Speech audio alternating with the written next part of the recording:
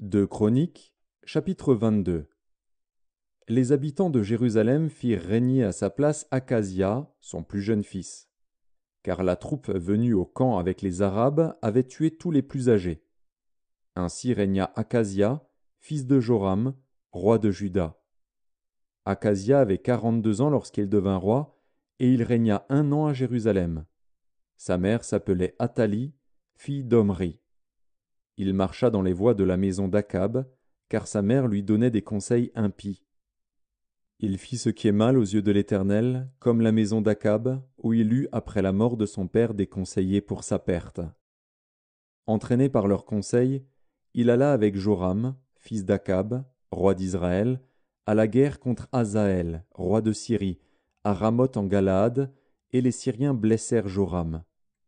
Joram s'en retourna pour se faire guérir à Jizréel des blessures que les Syriens lui avaient faites à Rama lorsqu'il se battait contre Hazaël, roi de Syrie.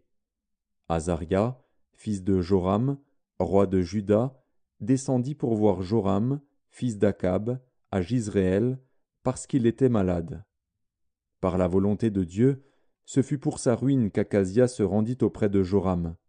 Lorsqu'il fut arrivé, il sortit avec Joram pour aller au-devant de Jéhu, fils de Nimshi, que l'Éternel avait oint pour exterminer la maison d'Akab. Et comme Jéhu faisait justice de la maison d'Akab, il trouva les chefs de Juda et les fils des frères d'Akazia, qui étaient au service d'Akazia, et il les tua.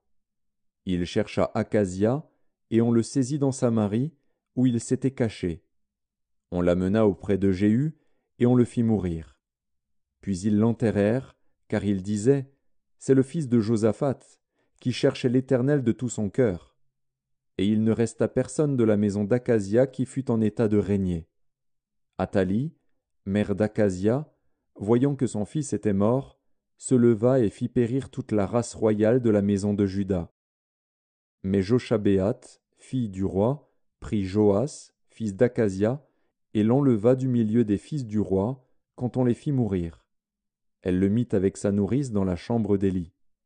Ainsi Joshabéat, fille du roi Joram, femme du sacrificateur Jéhojada et sœur d'Akazia, le déroba au regard d'Athalie, qui ne le fit point mourir. Il resta 6 ans caché avec eux dans la maison de Dieu, et c'était Athalie qui régnait dans le pays.